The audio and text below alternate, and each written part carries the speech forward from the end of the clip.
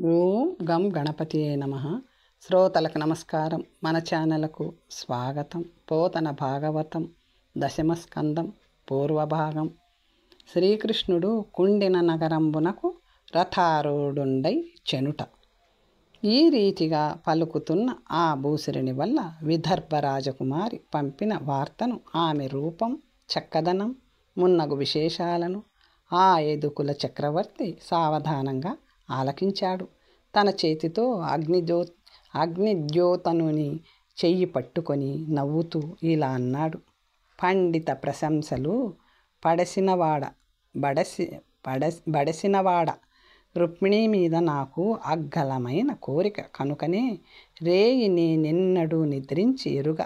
రుక్మి మా పెళ్లి కోరవలేక చెడు తలంపుతో నున్నాడని నాకింతకు మునిపే తెలుసు. కొయ్యను మధించి కొత్తదగు అగ్నిజ్వాలలను వెలిగి తెచ్చిన విధంగా శత్రువర్గాన్ని ఛేదించి కన్యారత్నాన్ని గైకొంటాను. నేను విదర్భ దేశం వస్తాను. అలవోకగా కుండిన నగరం ప్రవేశిస్తాను. చిటికెలో రుక్మిణిని తెస్తాను. విరోధులు నిరోధిస్తే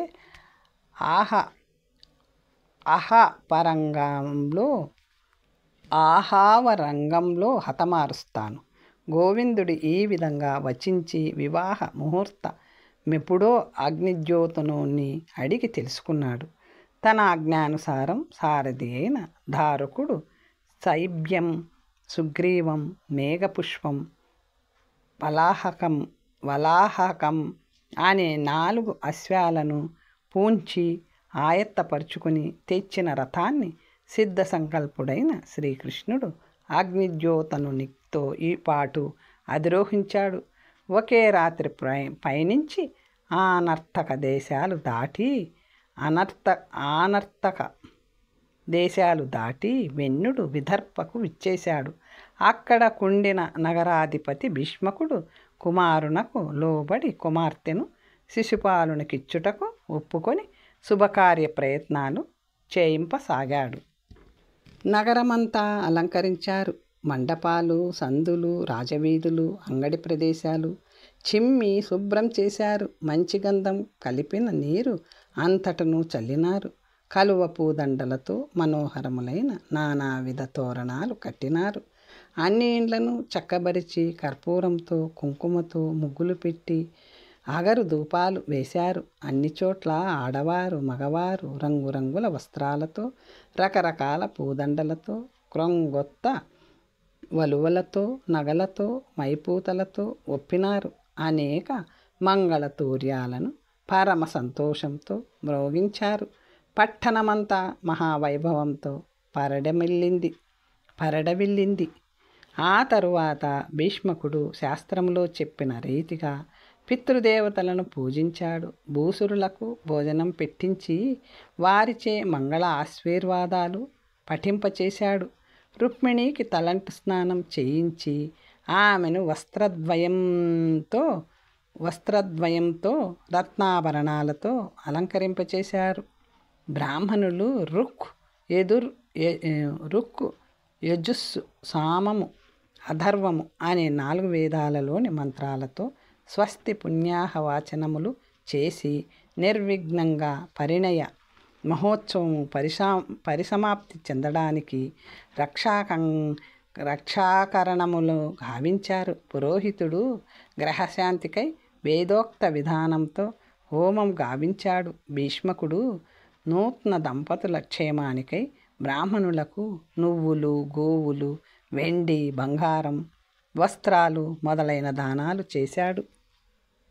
ఆ సమయంలో విదర్భ రాజపుత్రిని చేపడతానంటూ మధోన్మత్తుడైన శిశుపాలుడు భటుల పటాలంతో, తేరుల బారుతో, భద్రజాతికి చెందిన కుంజర బృందంతో, కడువడిగా పరిగిడే గుర్రాల ఫౌజుతో, బంధుమిత్ర సమేతంగా మహోటోపంతో కుండిన నగరానికి వచ్చాడు. బాంధవ సహితులైన బలరామకృష్ణులను తరిమి కొట్టి నిరాటంకంగా నెలతను శిశుపాలునికిచ్చి పెళ్లి జరిపిస్తామంటూ జరాసంధుడు, దంతవక్తుడు, సాల్వుడు, విదూరకుడు, పౌండ్రక వాసుదేవుడు మొదలైన వారు మదపటేనుగులు, వీరభటులు, అశ్వములు, అరథములు అనే చతురంగ బలాలతో కదలి వచ్చారు. ఇంకా దేశాల రాజులు పెక్కుమంది వచ్చారు. భీష్మకుడు శిశుపాలునకు ఎదురేగి పూజించి అతనికి ఒక చోట విడిది ఏర్పాటు చేశాడు. ఆ సమాచారం విన్నాడు బలరాముడు. వెన్నుడొక్కడే వెళ్ళినాడు. శిశుపాలునికి సహాయంగా జరాసంధుడు మొదలగు రాజులెందరో కుండినపురానికి పోయినారు. కన్యకను తెచ్చేటప్పుడు కథనం జరుగుతుంది. తమ్ముడు శ్రీకృష్ణునికి సహాయపడవలెనంటూ హలధరుడైన బలభద్రుడు అనుజుడేగిన మార్గాన అసంఖ్యాకమైన సైన్యంతో అరుదించినాడు. ఆ సమయంలో వాలు కన్నుల బాల రుక్మిణి ఏకాంత మందిరంలో కూర్చొని లోకములకు కన్ను వంటి వాడైన ఏదువల్లభుడు తన సందేశము తిలికించి తన్ను చేరరాడేమో అనే సందేహంతో లోపల ఆందోళన చెందసాగింది. సుముహూర్తము రేపే, పెళ్ళి దగ్గర పడుతున్నది. ఇందిరావర శ్యాముడెందుకు రాడబ్బా? నా మనసు ఆందోళన చెందుతున్నది. ఆయనకు వార్త అందిందో లేదో? అసలు ఈ భూసురుడు ఎందుకింత ఆలసించినాడు? ఇంతకు నా ప్రయత్నం ఫలిస్తుందో ఫలించదో? దైవ నిర్ణయం ఎలా ఉందో ఏమో? మహనీయుడైన ఆ బ్రాహ్మణోత్తముడు ద్వారకు వెళ్ళినాడో లేదో? మార్గాయాసంతో మధ్యలోనే నిలిచిపోయాడినాడేమో? నందనందనుడు నా సందేశాన్ని విని తప్పుగా భావించినాడేమో? లేక ఇక్కడికే వచ్చియున్నాడో? పరమేశ్వరుడి పనికి అనుకూలిస్తాడో అనుకూలించడో? గౌరీ మహాదేవి నన్ను కాపాడుతుందో కాపాడదో? ఇంతకు నా అదృష్టం ఎట్లుందో ఏమో? ఇలా అనేక విధాల భావిస్తుంది. అగ్నిజ్యోతనుడు అసలు ద్వారకాపురికి అరిగి ఉండడు. అందుచేతనే వసుదేవనందనుడు రాలేదని సందేహిస్తుంది. మరలా ద్వారకకు వెళ్ళి మాధవుని ఆహ్వానించే ఆత్మబంధువు తనకు ఎవడూ లేడు కదా అనుకుంటున్నది. అన్న నీతిమాలి తన్ను శిశుపాలునికి ఇయ్యటానికి సిద్ధపడినాడే అని విచారిస్తుంది. పరమేశ్వరికి తనపై నేడు కృప తప్పింది అని చింతిస్తుంది. కన్యకామణి రుక్మిణి తన మనసులోని ఆవేదన తల్లికి చెప్పుకోదు. దిక్కులలో చిరునవ్వు వెన్నెలలు చిందింపదు. ముఖ పద్మ సౌరభానికి ముసురుకుంటున్న తుమ్మెదల గుంపును తోలదు. నిదురపోదు.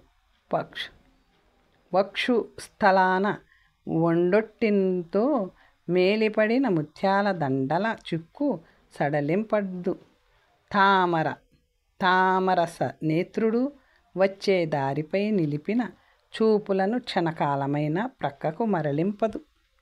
ఆ రాజపుత్రి రుక్మిణి కనుల నుండి కారే కన్నీటి బొట్లు తుడవదు. చక్కగా కొప్పు సవరించుకోదు. స్నేహితురాలితో ముచ్చటింపదు. అన్నము బొత్తిగా ఆరగింపదు. మంచినీళ్ళైనా ముట్టదు.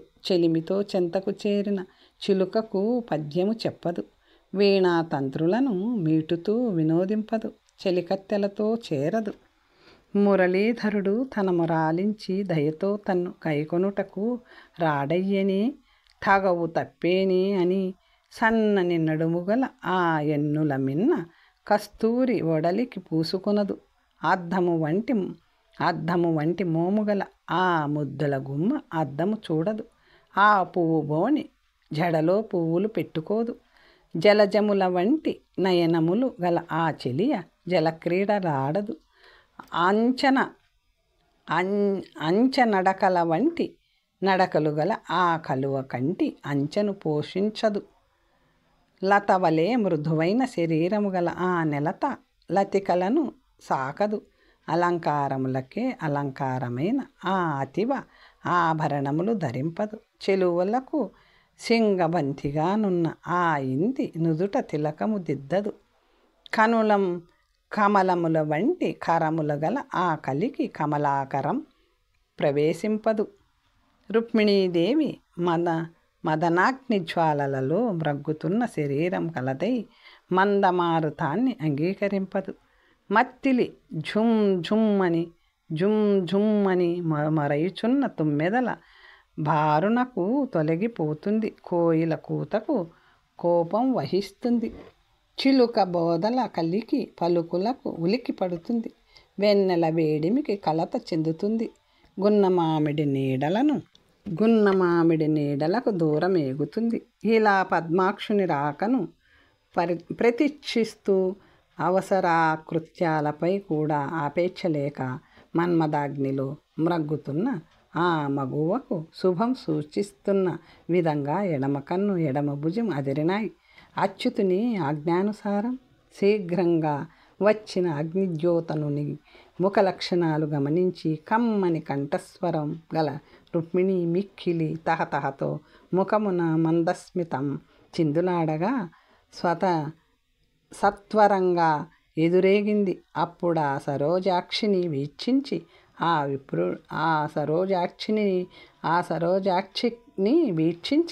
ఆ విప్రుడు ఇట్లా అన్నాడు. బాలామణి, సుదర్శనాయుధుడైన నీ ఉత్తమ గుణాల మెచ్చుకున్నాడు.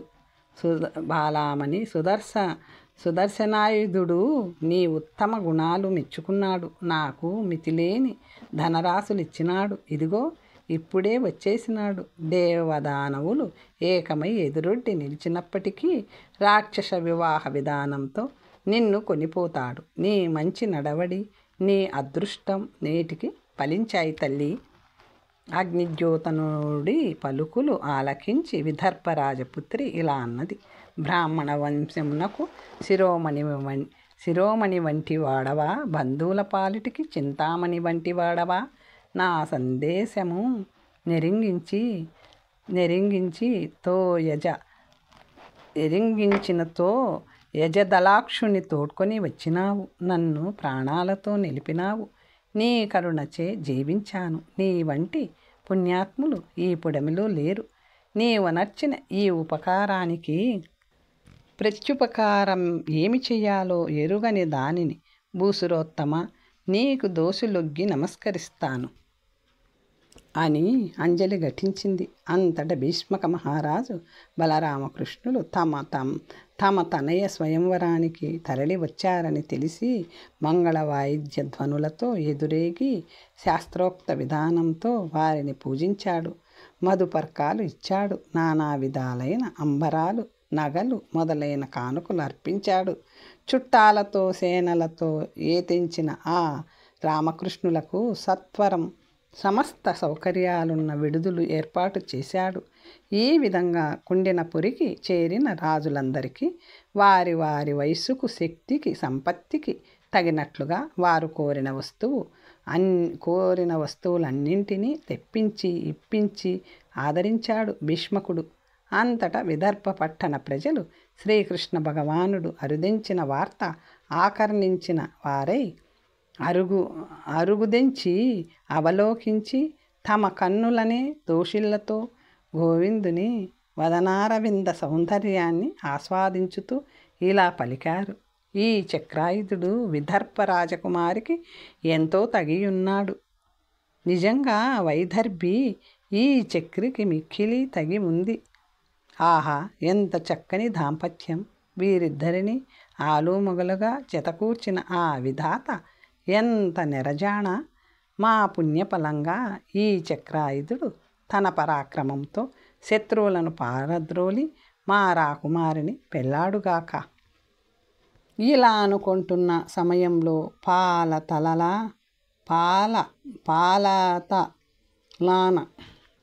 పాలతలాన ముంగురులు ముసురుకొనగా రుక్మిణీ కన్య గౌరీదేవి నర్చించుటకై అంతఃపురం నుండి సపరివారంగా అమ్మవారి గుడికి బయలుదేరింది. వీరభటులు కవచాలు తొడుగుకొని పలు విధాలైన ఆయుధాలు ధరించిన వారై ఆమెను పరివేష్టించి నడిచారు. వారకాంతలు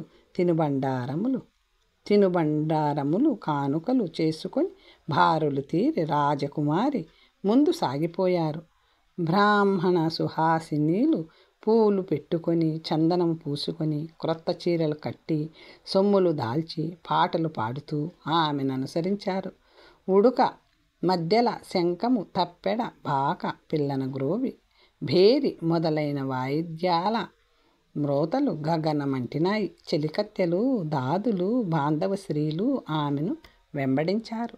సూతులు, వందిమాగధులు, గాయకులు, స్తుతి పాఠకులు కైవారాలు గావిస్తూ వెంటరాగా రుక్మిణి గోవిందుని పాదారవిందాలు హృదయంలో స్మరిస్తూ హంసగమనంతో అంబికాలయానికి వచ్చింది. కాలు చేతులు కడుగుకొని ఆచమించి పరిశుద్ధురాలై పరమేశ్వరి సన్నిధి చేరింది. అప్పుడు ముత్తైదువులైన బ్రాహ్మణ సతులు పరమేశ్వర సహితంగా భవనానికి అభిషేకం కావించారు. గంధాక్షతలు సమర్పించారు. వస్త్రాలతో, పూదండలతో, ఆభరణాలతో అమ్మవారిని అలంకరించారు. ధూప దీపాలిచ్చారు. పలు రకాల పిండి వంటలు నైవేద్యం పెట్టారు. కానుకలు అర్పించినారు. దీపాలతో హారతులెత్తినారు. అనంతరం రుక్మిణీదేవిని దుర్గాదేవికి మొక్కించినారు. అప్పుడు రుక్మిణి భవానీని ఇలా ప్రార్థించింది. అమ్మ గౌరీ, శాశ్వతులు ఆది దంపతులు అయిన పార్వతీ పరమేశ్వరులను మేము మదిలో నమ్ముకొని ఉన్నాను. భక్తితో కొలుస్తున్నాను. అమ్మలలో నీవు మేటివి, దయకు సముద్రము వంటి దానవు. వెన్నుని నాకు విభుని గావించు తల్లి. నిన్ను నమ్ముకున్న వారికి ఎన్నటికీ నష్టమనేదే లేదు కదా. ఇలా వేడుకుంటూ వైదర్భి దుర్గకు నమస్కరించి భర్తృ సమేతాలైన బ్రాహ్మణ పత్నులకు ఉప్పు, అప్పములు, తాంబూలాలు, మంగళసూత్రములు, చెరుకుగడలు ఇచ్చి పూజించింది.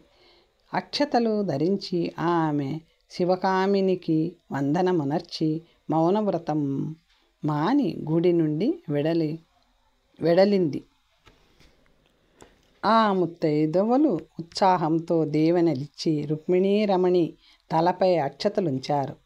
ఆ మంగళాక్షతలు ధరించి ఆమె శివకామినికి వందనమునర్చి మౌనవ్రతం మాని గుడి నుండి వెడలింది. అలా వెడలి వచ్చిన రుక్మిణి మబ్బుల నడుమ నుండి వెలువడి ప్రకాశించే తొలకరి మెరుపులాగా ఉన్నది. చంద్రమండలం నుంచి వెలికి వచ్చి సంచరించే లేడిలాగా ఉన్నది. బ్రహ్మదేవుడనే నటుడు ఎత్తిన తెర మరుగు వాసి రంగమున ప్రత్యక్షమైన మోహినీ దేవతలాగా ఉన్నది. వాసుకి అనే సర్పరాజును కవ్వపు త్రాడు గాను మందరగిరిని కవ్వముగాను చేసి సురాసుర సమూహం కుడి ఎడమలుగా చిలికే వేళ ఊర్ణమానమై ఘుమఘుమ ధ్వనులతో నిండిన మహాసాగర మధ్యమం నుంచి నిర్గమించిన రమారమణిలాగా విరాజిల్లింది. ఇలా పలు కాంతులతో విలసిల్లుతూ రుక్మిణి కాళికాలయం నుంచి బయలుదేరింది. మానస సరోవరమందు పసిడి తామరల గుంపులో విహరించే కోదమరాయంచలాగా ఆమె మెల్లగా నడిచింది. బంగారు గిండ్లకు సాటి వచ్చే పయోధరాల భారంతో తూలియాడుతున్న నడుము గల రాకుమారి రత్నాంగుళీయకముతో విరాజిల్లే అరుణారుణ అస్తముతో అణుగు చెలి అస్తం పట్టుకుంది. మణి ఖచ్చితాలైన సువర్ణ తాటంకాల కాంతులు ఆమె చెక్కిళ్లపై చిందులు వేస్తున్నాయి. పద్మగంధం మీది ఆసక్తితో క్రమ్మిన గండు తుమ్మెదల వంటి ఉంగరాల ముంగురులు ఆమె ముద్దుల మోముపై మోగుతున్నాయి. ఆమె అందమైన చిరునవ్వుల వెలుగుల దిక్కులలో లేత వెన్నెల సొబగు నెలకొన చేశాయి. ఆమె దొండపండు వంటి అధరం అరుణకాంతులు మొల్ల మొగ్గల వంటి దంతాలకు ఎర్రదనం కురుస్తున్నాయి. మన్మద పతాక చందన ఆమె పైట చెంగు తూగాడుతున్నది. ఆమె పసిడి వడ్డానంలో చెక్కిన మనుల దగదగ దీప్తులు కాలముగాని కాలాన ఇంద్రచాపాన్ని సృష్టించుతున్నాయి. కందర్పుడు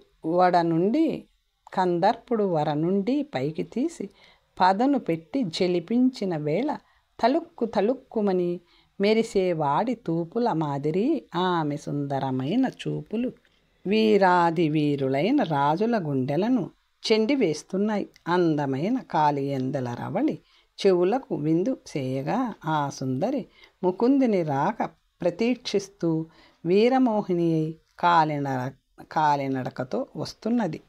తుమ్మెదల వంటి నల్లని ముంగురులు, నిండు చంద్రుని వంటి నెమ్మోము, లేడి చూపుల వంటి చూపులు, పగడము వంటి పెదవి, అవ్యక్త మధురమైన కంఠం, క్రొంజివురుటాకుల వంటి అడుగుల జంట, మత్త గజ కుంభాల వంటి కుచాలు, ఇసుక తిన్నెల వంటి పిరుదలు, గజరాజ గమనము వంటి గమనము, కెందామరల వంటి చేతులు, సింహము నడుము వంటి నడుము కలిగి పద్మ సుగంధాలు వెదజల్లే రుక్మిణీదేవిని చూచి అందరూ ఆశ్చర్యచకితులు అయ్యారు.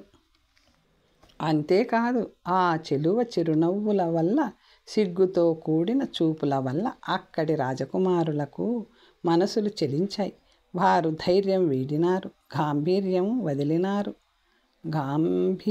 వదిలినారు, గౌరవం మరిచినారు, చేష్టలుడిగినారు, తెలివి మాలినారు, ఆయుధాలు జారవిడిచినారు. ఏనుగులు, గుర్రాలు, అరథాలు ఎక్కలేక భూమిపై వ్రాలినారు. లేడి చూపులు గల రుక్మిణి తన ఎడమ చేతి గోళ్లతో ముంగురులను ఎగదోసుకుంటూ, పయట సరిదిద్దుకుంటూ, కడగంటి చూట్కులను రాజసమూహం మీద ప్రసరింపచేసింది.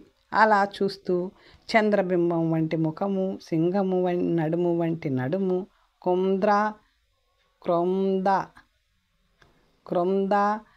క్రొందామరల వంటి కన్నులు, పరమ రమణీయమైన వక్షము, నీలమేఘము వంటి నెమ్మమును, ఐరావత గజతుండము వంటి కరములు, పచ్చని పట్టు పుట్టములు, చక్రాయుధము గలవాడు, విజయమునందు ఆసక్తి ఉన్నవాడు, జగములను మోహింప చేసేవాడు అయిన శ్రీకృష్ణుని రుక్మిణీదేవి దర్శించింది.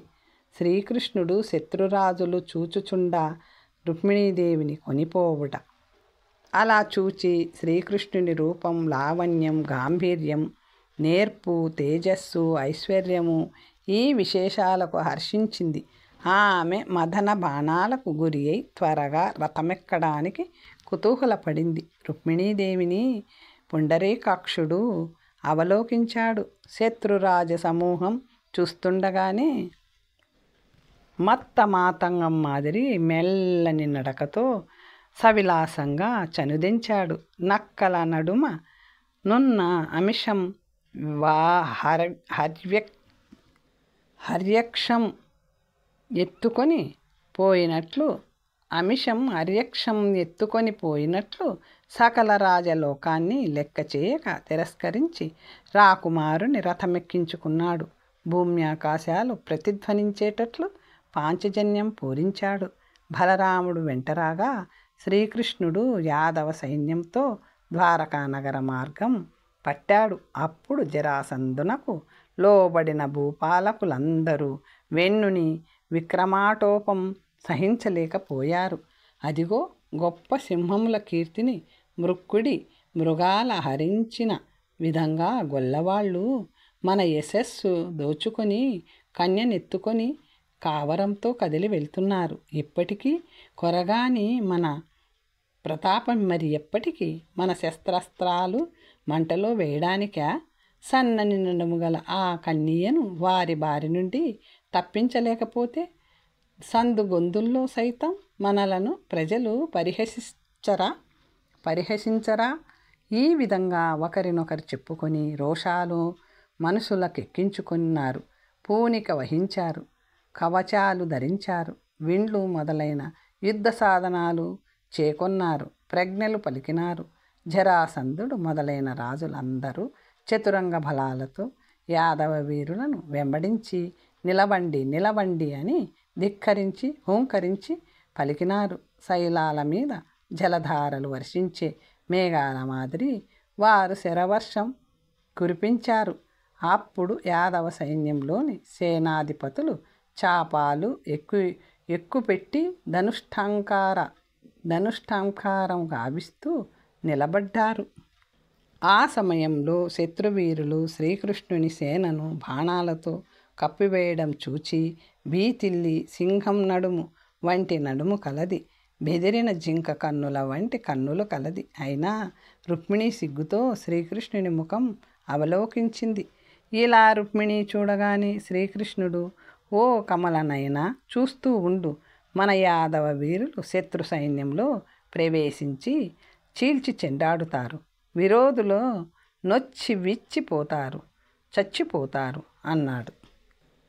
ఈ విధంగా పలుకుతూ వాసుదేవుడు రుక్మిణీదేవిని ఊరడించాడు. అంతట బలరాముడు మొదలైన యదువంశ వీరులు ప్రళయకాలంలో మింట వ్యాపించి పిడుగుల రాల్చే పెనుమబ్బుల చందాన విజృంభించారు. జరాసంధుడు మొదలైన శత్రురాజుల మీద మొక్కవోని కడిమితో అగ్నిజ్వాలలతో సమానమైన వాడి శిలీముఖాలు, నారాచములు, భల్లములు మొదలగు పలు విధములైన శర పరంపరలను వర్షించారు. ఆ బాణవర్షానికి శాత్రవ సైన్యంలోని మదపుటేనుగులు తునాతునకములైనాయి, గుర్రములు చెదిరిపోయాయి, రథాలపై కప్పులు విరిగిపడ్డాయి, రథాలపై కప్పులు విరిగిపడ్డాయి, కాల్బలములు కూలిపోయింది, గజాశ్వరథారోహకులు తలలు తెగి నేల రాలాయి, గుండెలు, నడుములు, మెడలు, చెక్కులు,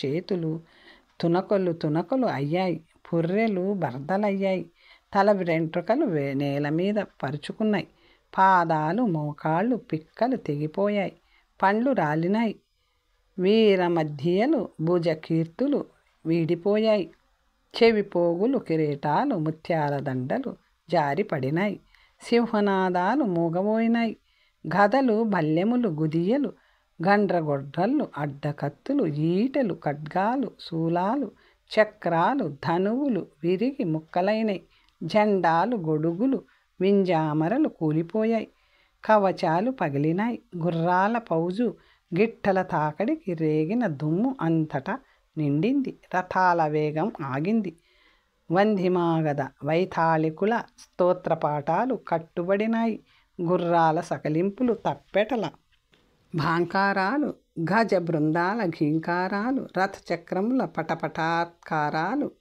గుర్రాల నడుమ ఘంటల ఘణఘణాత్కారాలు, వీరుల హుంకారాలు, ఆభరణాల ఝుణత్కారాలు, నగారాల ధణాత్కారాలు, మణిమంజీరాల క్రేంకారాలు, మువ్వల కిణత్కారాలు, అల్లెత్రాళ్ల టంకారాలు, భటుల అన్యోన్య ధిక్కారాలు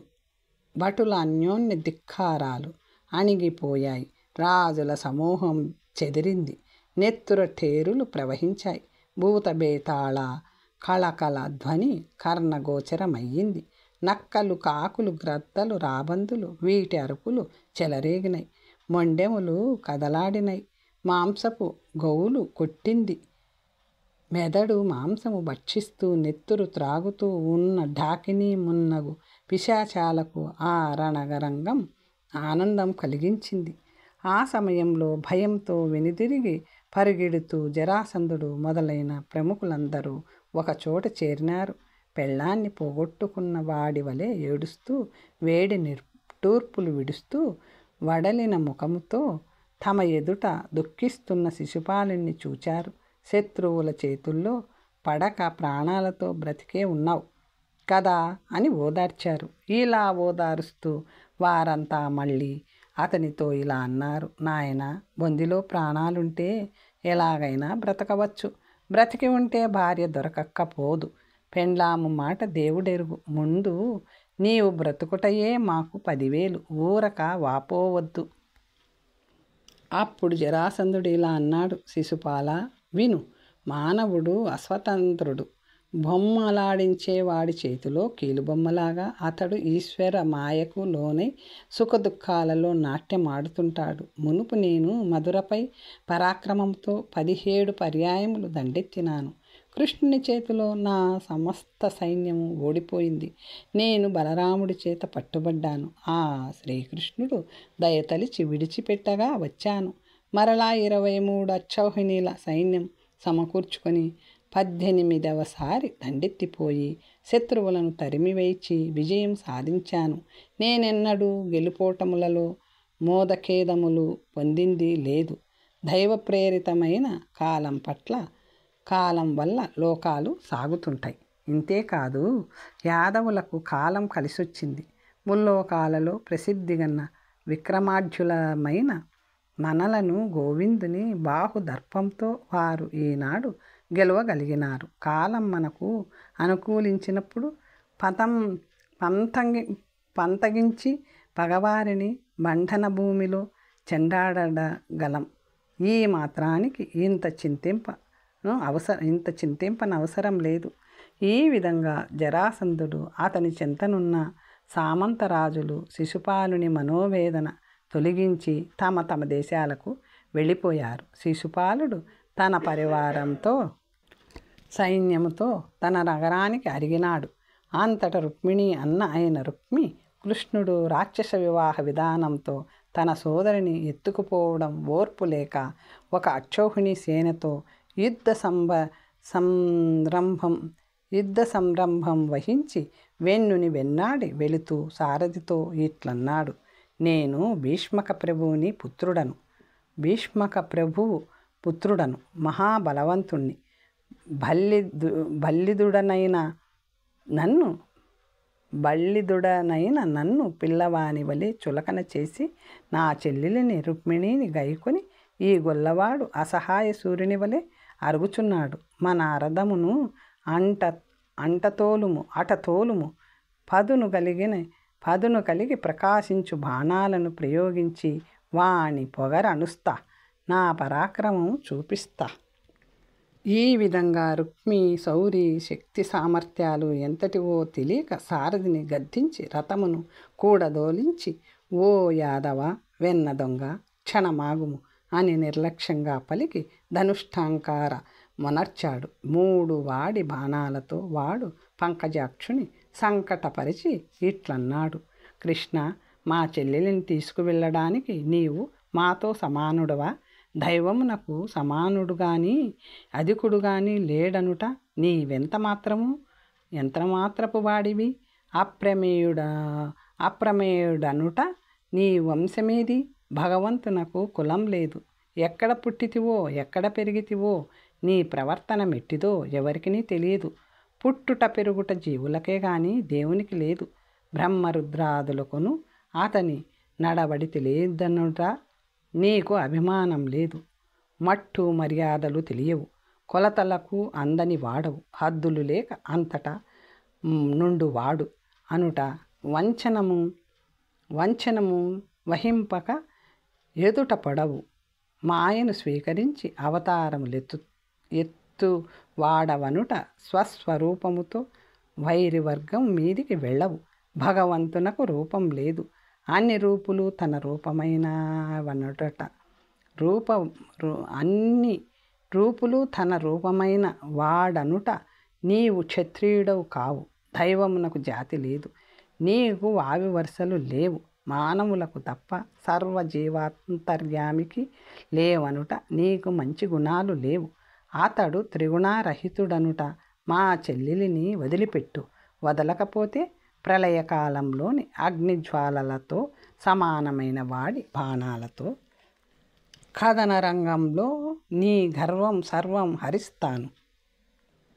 రుక్మి ఈ విధంగా పలుకుతుండగానే నల్లనయ్య నవ్వుతూ ఒక బాణంతో అతడి చాపం త్రుంచాడు.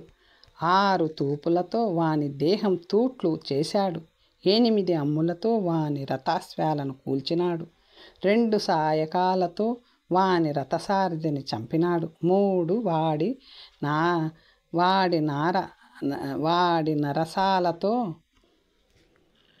వాడి నరసాలతో వాని టెంకం ఖండించినాడు.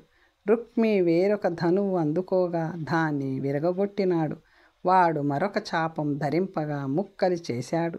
క్రమంగా అతడు పట్టిన పరిగ, పట్టిసం, శూలం, అసి, శక్తి, ఢాలు, తోమరం అని ఆయుధాలను తుమకలుగా కావించాడు. ఎన్ని ఆయుధాలు ఎత్తినాడో అన్నింటినీ ముక్కలు చేసినాడు. అంతటితో రుక్మికి తనివి తీరలేదు. అతడు రథం నుండి దిగి కార్చిచ్చు మీది కురికే మిడుత మాదిరి కత్తిబూని కమలాక్షిని సమీపించాడు. శ్రీకృష్ణుడు అతని కత్తిని కవచాన్ని పొడి పొడిగా గావించాడు. కాంతులు కడలందు క్రమ్ముకోగా హరి వర నుంచి ఖడ్గం దూసి జలిపిస్తూ రుక్మీ శిరం తెగ నరకడానికి ముందుకు వస్తుండగా రుక్మిణీదేవి అడ్డం వచ్చి ప్రాణేశ్వరుని పాదపద్మములు పట్టుకొని ఇలా అన్నది: సత్పురుషులు శ్లాఘించు శాశ్వత కీర్తిచే శోభిల్లువాడా, సకల భువనాలను బ్రోచేవాడా, ఈశ్వరా, నీవు దేవదేవుడవని నిశ్చయించలేక మా అన్న అయిన ఈ రుక్మి ఇప్పుడు మీ పట్ల చాలా అపచారం కావించాడు. దిక్కులేని వారికి దిక్కైన వాడా, దయకు నిలయుడా, నన్ను ఆదరించి మా అన్నను కాపాడు. నాతా, మా అన్న దోషకారి కాడని మనవి చేయడం లేదు. అతడు నిజంగా దుష్టుడే. కానీ ప్రభు జగన్నాయకుడవగు అచ్యుతుడు మాకు అల్లుడైనాడని మేము అదృష్టవంతులమని సంతోషించు. మా జననీ జనకులు పుత్రదుఃఖంతో పొగిలిపోతారు. ఈ విధంగా ప్రార్థిస్తూ కన్నెలలో మిన్న అయిన రుక్మిణి గద్గద కంఠంతో, మిక్కిలి భయం వల్ల వణుకుతున్న శరీరంతో, వాడిన వంచిన ముఖంతో, చెవుల మీదికి పడుచున్న జడ వెంట్రుకలతో, కనుగొలకులతో, తొలకాడు కన్నీళ్లతో నారాయణునకు నమస్కరించింది. దివ్య తేజో విరాజమానుడైన దేవకీ నందనుడు రుక్మిణిని ఖడ్గంతో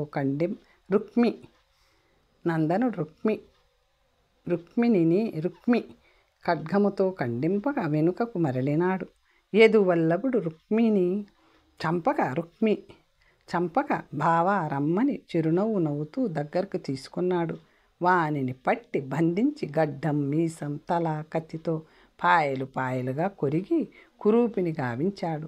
అదే సమయంలో యాదవ వీరులు శత్రు సైన్యాన్ని తరిమివేసి సారసనేత్రుని సముఖానకు వచ్చారు. అప్పుడు బలభద్రుడు జీవన్మృతుడై బంధింపబడి ఉన్న రుక్మిణి కనుగొని కరుణతో వాని కట్లు విప్పి కమలాక్షునితో ఇట్లా అన్నాడు: మహాత్మా, ఇతన్ని దూరంగా వెళ్ళిపోమని చెప్పక తల మూతి కొరుగుట నీకు న్యాయమా? చుట్టమైన వాడి తల మూతి గొరుగుట తల దరుగుట కన్నా మిక్కిలి నీచం కదా. ఆది మధ్యాంతరహిత శత్రువులని కొందరికి కీడు చేయవు, మిత్రులని మరికొందరికి మేలు గూర్పవు. వాస్తవంగా అందరి ఎడ సమభావంతోనే మెలుగుతావు. మరి ఈ భేదబుద్ధి నీకెందుకు కలిగిందో? సహోదరుని భంగమునకు కిన్నయగు రుక్మిణీదేవిని బలభద్రుడు ఓదార్చాడు.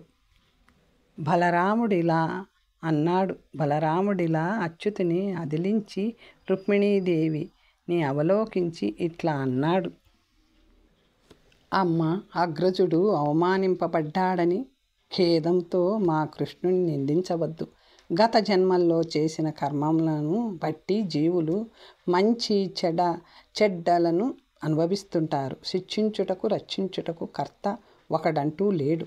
నీతో పుట్టిన వాడు కర్మశేషంతో ఈనాడిక్కడ ఈ విధమైన పరాభవం పొందినాడు.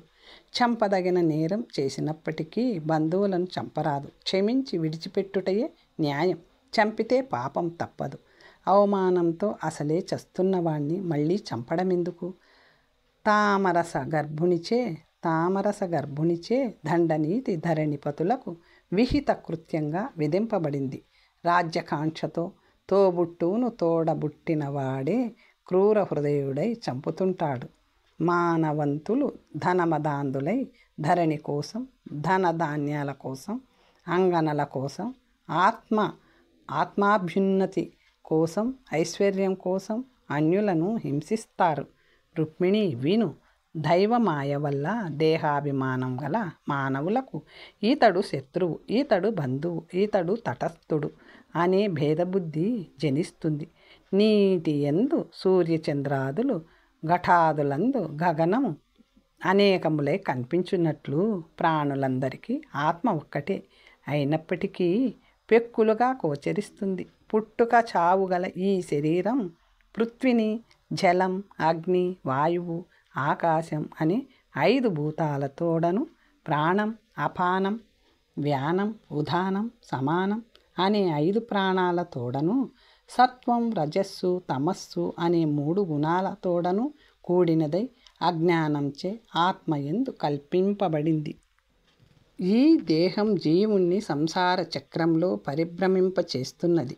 సూర్యుడు దేనితోనూ సంబంధం లేక ఉదాసీనుడై ఉండగా గోచరమయ్యే దృష్టి, రూపం అనే వాని వలె ఆత్మ ఉదాసీనుడై ఉండగా శరీరం మరియు చర్మము, చక్షువు, స్తోత్రము, జిహ్వ, ఘ్రాణము అనే 5 జ్ఞానేంద్రియములు, వాక్కు, పాణి, పాదం, పాయువు, ఉపస్థ అనే 5 కర్మేంద్రియాలు ప్రకాశమానమవుతాయి. ఆత్మకు మరొక్క దానితో కూడిక కానీ ఎడబాటు కానీ లేదు. హాని వృద్ధులు చంద్రకళలకే కానీ చంద్రుడికి లేనట్లు చావు పుట్టకలు శరీరానికే కానీ ఆత్మకు కలగవు. నిద్రించిన వాడు విషయాల వలని సుఖదుఖాలు ఆత్మను అనుభవింపచేసేటట్లు జ్ఞానహీనుడు అసత్యమైన అర్థమునందు అనుభవం కలిగించుకుంటాడు. పద్మముఖి రుక్మిణి అజ్ఞానం వల్ల కలిగే దుఃఖాన్ని విజ్ఞానమని చూపుతో విడిచిపెట్టు. నీవు మతిమంతురాలవు. అజ్ఞానుల మాదిరి శోకించటం నీకు తగదు. ఈ రీతిగా బలభద్రుడు ప్రబోధించాడు. రుక్మిణీదేవి విచారం విడిచిపెట్టింది. ఇది ఇట్లుండగా ప్రాణాలతో వదిలిపెట్టబడ్డ రుక్మి తన వికార రూపానికి పరితపిస్తూ సౌరిని జయించి గాని కుండిన నగర ప్రవేశం చెయ్యనని ప్రతిజ్ఞ పట్టి పట్టణ సమీపంలోనే ఉండిపోయాడు. ఈ విధంగా నలినముల వంటి నయనములు కల నారాయణుడు రాజసంతో రాజలోకాన్ని జయించి విభ్రాజమానమైన తన పట్టణానికి చుట్టాలందరూ స్తుతింపగా ఇందుముఖిని తోడ్కొని వచ్చాడు. శ్రీకృష్ణుడు రుక్మిణీదేవిని పెండ్లి ఆడుట. అప్పుడు యదువల్లభుని పురంలో పెళ్లి పనులు ప్రారంభింపబడినాయి. గాత్ర సంగీతములు, వాయిద్య గానములు, నాట్యములు జరిగినాయి. ఇంటింటా ఆడువారు మగవారు అందరూ అలంకారాలు చేసుకున్నారు. వివాహ మహోత్సవానికి ఆహ్వానాలు అందుకొని అవనీధవులందరూ వచ్చారు. వారి గజ సమూహాల గండస్థలాల నుంచి స్రవించిన మద జలాలతో రాజమార్గాలు తడిసిపోయాయి. మంగళాచారానికై ద్వార పార్శ్వాలలో పోక మొక్కలు, అరటి బోదెలు కట్టినారు. కర్పూర కుంకుమలతో రంగవల్లికలు తీర్చినారు. అగరు ధూపాలు వేశారు. పూర్ణ కుంభాలు ఉంచారు. ఇంటి అరుగులను, తలుపులను, గడపలను, కంబాలను కైచేసినారు. వింత వింత పూలతో, మేళ్ళు కట్లతో, రత్న తోరణాలతో, గాలికి రెపరెపలాడు జెండాలతో ద్వారకా నగరం వెలిసిల్లింది. ఆ శుభ సమయాన తన మనస్సును హరించుచున్నది ఆత్మోన్నతి, గాంభీర్యము అనే గుణాలతో ఒప్పేది, సకల సంపదలు కలిగించేది, సుజనులను చుట్టాలను ఆదరించేది, పుణ్య సంచారిణి, దారిద్ర్య పరిహారిణి, కళ్యాణ వేష భూషణధారిణి, రమణీ శిరోమణి అయిన రుక్మిణిని శ్రీకృష్ణమూర్తి పెండ్లాడినాడు. ఆయన యశస్సు నలుదెసలా వ్యాపించింది. అఖండ తేజో విరాజితులు, అపార కృపావర్ధిష్ణులు అయిన రుక్మిణీకృష్ణులకు ద్వారకాపురవాసులు తమ భార్యలతో కలిసి మంచి మనస్సులతో కానుకలు తెచ్చి సమర్పించారు. ముకుందుని వివాహానికి కేకయ, కురు, సృంజయ, యదు, విదర్భ, కుంతి దేశాల రాజులు ఈత రాజుల కంటే అపరిమితమైన ఆనందం అనుభవించారు. శ్రీకృష్ణుడు ఈ విధంగా రుక్మిణీదేవిని తెచ్చి పెండ్లాడటం అనన్య సామాన్యమైన కార్యమని ఆయా దేశములందలి రాజులు, వారి రాణులు ఆశ్చర్యం చెందినారు. పాపరహితుడవైన ఓ పరీక్షత్ మహారాజా, ఆదిలక్ష్మి అవతారమైన రుక్మిణితో సుఖిస్తున్న శ్రీకృష్ణుని చూచి పట్టణంలోని ప్రజలందరూ భయం విడనాడి ఎంతో సంతోషంతో విలసిల్లినారు అని సుఖయోగీంద్రుడు పరీక్షిత మహారాజుకు రుక్మిణీ కళ్యాణ గాథ వినిపించాడు. భూమండలాన్ని రక్షించటంలో ఆసక్తి కలవాడా, కలువరేకుల వలె నల్లని కాంతితో విరాజిల్లే మృదువైన దేహం కలవాడా, ధరామండలేశ్వరులకు శిరోభూషణమైనవాడా, పుడమి జనులు పొగర్తగన్న సుగుణ సమూహం కలవాడా, అంబుజాలతో సమానమైన హస్తాలు గలవాడా, ఎల్లలోకాలలో శ్రేష్ఠుడా, సాటిలేని మంగళస్వరూపుడా, స్వచ్ఛమైన వన్యకెక్కిన కీర్తి గలవాడా, శాస్త్రవుల గుండెలను ఖండించువాడా, భక్త సమూహానికి మేలు చేయువాడా, పెద్దలను పండితులను పోషించేవాడా, భయంకరులైన రక్కసుల ఉక్కణచినవాడా. శ్రీ మహాభాగవతం అనే ఈ మహాపురాణం పరమేశ్వర దయాలబ్ధ కవితా వైచిత్రి కలవాడు కేశన మంత్రి పుత్రుడు సహజ పాండిత్యుడు అయిన భమ్మెరపోతనామాత్యుల వారు రచించారు. దేవకీదేవి పెళ్ళి ఆకాశవాణి కంసుడు ఆలకించుట, అతడు ఉద్రేకపడుట, వసుదేవుని ప్రార్థన, యోగమాయ యొక్క మహిమ, బలరాముని పుట్టుక, బ్రహ్మ మొదలగు దేవతల యొక్క స్తుతి, శ్రీకృష్ణ భగవానుడు అవతరించుట, నంద వ్రజములో ప్రవేశించుట, యోగనిద్ర కథ, నందుడు కావించిన పుత్రోత్సవము, కృష్ణుడు పూతనను చంపుట, శకటాసురుని కూల్చుట, తృణావర్తుని మృతి, యాదవ పురోహితుడైన గర్గాచార్యుల వారు మందకు చెనుద్దించుట, నారాయణాది నామ నిర్వచనము, శ్రీకృష్ణుని బాలక్రీడ, అతడు మన్ను తినుట, యశోదాదేవి గోవిందుని ముఖ గహర్వముతో సకల చరాచర ప్రపంచమును చూచుట, శ్రీకృష్ణుడు వెన్నెలు దొంగలించుట, యశోదాదేవి శ్రీకృష్ణుని కోపించుట, ఆమె రోటికి బాలకృష్ణుని బంధించుట, శ్రీకృష్ణుడు ఆమడ మద్దులను పడగూల్చుట, అర్జున వృక్షములై యున్న నలకూబరుడు మణిగ్రీవుడు అనే గంధర్వుల శాప విముక్తి, నందాదుల బృందావనమును కరుగుట, శ్రీకృష్ణుడు లేగలను మేపుట, అతడు వచ్చాసురుని సంహరించుట, బకరూపం దాల్చిన దైత్యుని చీల్చి చంపుట, బకుని తమ్ముడు సర్పారూపధారి అయిన అఘాసురుని శ్రీకృష్ణుడు రూపుమాపుట, బ్రహ్మదేవుడు ఆవు దూడలను అంతర్ధానము చేయుట, శ్రీకృష్ణుడు క్రొత్తగా గోవత్సవములను గోపబాలకులను సృజించుట, బ్రహ్మ శ్రీకృష్ణుని స్తుతించుట, కృష్ణుడు గోవులను పాలించుట, గర్ధపాకారము ధరించిన ధేనుకాసురుని నిర్మూలించుట, కాళీయమర్తనం గావించుట, గర్త్మంతునకు కాళీయునకు వైరం ఏర్పడిన వైనం, బలరాముడు ప్రలంభాసురుని దృంచుట, శ్రీకృష్ణుడు దావాగ్నిని మృంగుట, వర్ష ఋతువర్ణనం, శరదృతు లక్షణం, వేణుగానుని వినోదం, హేమంత ఋతువు రాక, గోపకన్యలు గావించిన అవిష్యావ్రతం, గోపికలు కాత్యాయనిని భజించుట, గొల్లెతల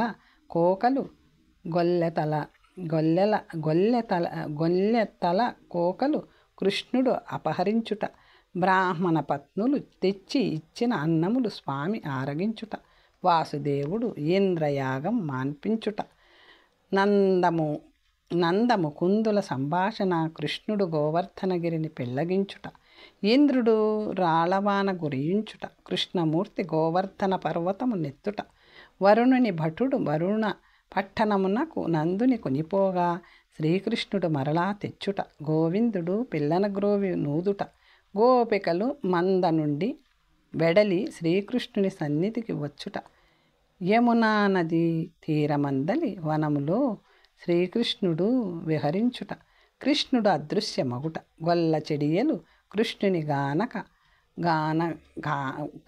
కానక విలిపించుట, గోపికలు కృష్ణుని వెదుకుట, గోపికా గీతలు శ్రీకృష్ణుడు ప్రసన్నుడగుట, రాసక్రీడాభివర్ణనము, జలక్రీడాభివర్ణనము, సర్పరూపియగు సుదర్శనుడును విద్యాధరుడు శ్రీకృష్ణుని కాలి తాపుతూ స్వస్వరూపమును పొందుట, కృష్ణుడు కుబేర భటుడైన శంఖచూడుడను గుహ్యకుని చంపుట, వృషభాసుర సంహారం. నారదుని మాటల వల్ల కృష్ణుని జన్మ వృత్తాంతం మెరిగి కంసుడు దేవకీ వసుదేవులను బంధించుట. అశ్వరూపధరుడైన కేశియను ధనుజుని శ్రీహరి వధించుట. నారదుడు గోవిందుని సంస్తుతించుట. హోమాసురుని సౌరి సంహరించుట. అక్రూరుడు నందగోకులమునకు వచ్చుట. అక్రూర బలరామకృష్ణులు ముచ్చటించు కొనుట. అక్రూరుడు నంద వ్రజము నుంచి శ్రీకృష్ణ బలరాములను మధురకు బయలుదేరుట. అక్రూరుడు యమునా నదీ జలాలలో శ్రీహరి విశ్వరూపమును దర్శించుట. అతడు శ్రీకృష్ణ పరమాత్మను సంస్తుతించుట. శ్రీకృష్ణుడు మధురలో ప్రవేశించుట. అక్కడ చాకివాణిని సంహరించుట. సాలెవాడొసగిన వస్త్రములు సుధాముడను మాలాకారుడు సమర్పించిన పూలదండలు రామకృష్ణులు స్వీకరించుట. శ్రీకృష్ణుడు కుబ్జయుడ ప్రసన్నుడగుట. అతడు ధనుస్యాల కరిగి వెంటిని విరుచుట. కంసుడు చెడుకల కావించుట. కువలయ పీడ మనే ఏనుగును కృష్ణుడు చంపుట. కృష్ణుడు మల్లరంగంలో ప్రవేశించుట. శ్రీకృష్ణ బలరాముడు చానూరుడు ముష్టికుడు అను మల్లులను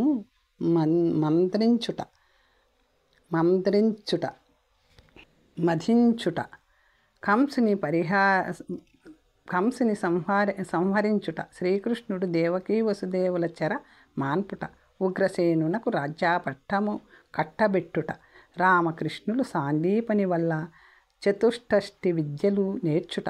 శ్రీకృష్ణుడు గుర్వార్థమై యమపట్టణమైన సంయమని నగరమునకు పోవుట. యముడిని అడిగి తెచ్చి రామకృష్ణులు సాందీపునికి అతని కుమారుని వసగుట. ఉద్ధవుడు గోకులమునకు వచ్చుట. భృంగాపదేశము. శ్రీకృష్ణుడు కుబ్జ ఇంటి కరుగుట. హస్తినాపురమునకు అక్రూరుడు వెళ్ళి కుంతీదేవిని ఓదార్చుట. కంసుని పత్నులకు అస్థి ప్రాస్తి అనువారు తమ జనకుడగు జరాసంధునకు భర్త మరణము తెలుపుట. జరాసంధుడు కృష్ణునిపైకి దాడి వెడలుట. జరాసుతుడు మథురాపురమును ముట్టడించుట. జరాసంధుడు స్వగ్రామములో 17 సారులు పరాజితుడై పారిపోవుట. నారదుని ప్రేరణచే కాలయవనుడు మధురా నగరిపై దండయాత్ర సల్పుట. హరి ఆదేశముచే విశ్వకర్మ సముద్రంలో ద్వారకానగరమును నిర్మించుట. కృష్ణుడు తన యోగ మహిమచే మధురా పట్టణ ప్రజలను ద్వారకాపురికి చేర్చుట. కాలయవనుడు మాధవుని వెంట నరిగి ఒక శైల గుహలో నిద్రిస్తున్న ముచుకుందుడను రాజు యొక్క కోపదృష్టి వలన భస్మమగుట. ముచుకుందుడు నారాయణుని స్తోత్రమునర్చి తపము సల్పుటకు వెళ్ళుట. జరాసంధుడు మరలా పైకి దాడి వెడలుట. బలరామాచ్యుతులు ప్రవర్షణగిరి నెక్కుట. జరాసంధుడు ప్రవర్షణ శైలమును దహించుట. రామకృష్ణులు పర్వతము నుండి దుమికి ద్వారకాపురికి వచ్చుట. రుక్మిణీదేవి పుట్టుక, ఆమె కృష్ణునకు పంపిన సందేశము, మాధవుడు కుండిన నగరమునకు ఏతెంచుట, రుక్మిణి నెత్తుకపోవుట, రాజసమూహము యుద్ధమందు ఓడి పారిపోవుట, శ్రీ రుక్మిణి అన్నయ్యగు రుక్మి భంగపాటు, రుక్మిణీదేవి వివాహము అను కథలు కలిగిన ఈ దశమస్కంద పూర్వభాగం ముగిసినది. శ్రీకృష్ణార్పణమస్తు. నమస్తే.